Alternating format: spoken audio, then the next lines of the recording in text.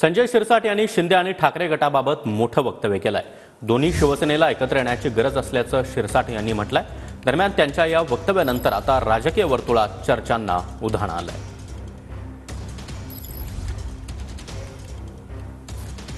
मला वाटतं आता त्यांची गरज आहे।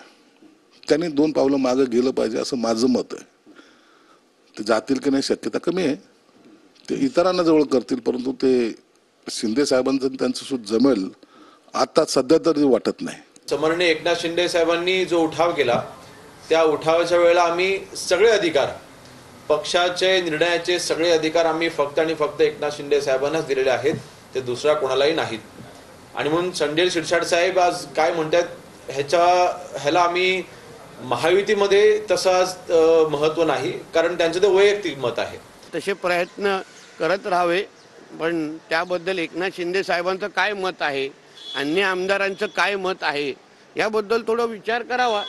संजय शिरसाट आमचे मित्र आहेत, फक्त त्यांचं संजय राजाराम राऊत होऊ नये अशी अपेक्षा आहे। नाही, मला वाटतं ते त्यांचं व्यक्तिगत वक्तव्य आहे की पक्षाची भूमिका आहे हे त्यांनी स्पष्ट करावं। एकनाथ शिंदे साहेब ज्या वेळेला भूमिका जाहीर करतील तेव्हा ती पक्षाची असेल। आता पुन्हा हिंदुत्वाची विचारधारा, पुन्हा बाळासाहेबांचा विचार पूर्ववत ते घेणार आहेत का, हा खरा प्रश्न आहे। ते अटल बिहारी वाजपेयीच आहेत ना, म्हणजे महान माणूस आहे तो, महान माणूस आहे, त्याच्यामुळे हे करू शकतात। आणि त्यांच्या ज्या भावना आहेत त्या भावनांविषयी आम्ही कृतज्ञता व्यक्त करतो। मोठा माणूस आहे तो, ते काही करू शकतात। ते शरद पवार अजित पवारांना एकत्र आणतील, पण चांगली गोष्ट आहे। त्यांचा जो विचार आहे, ही जी कृतज्ञता आहे त्याच्याविषयी मी त्यांचा आभारी आहे।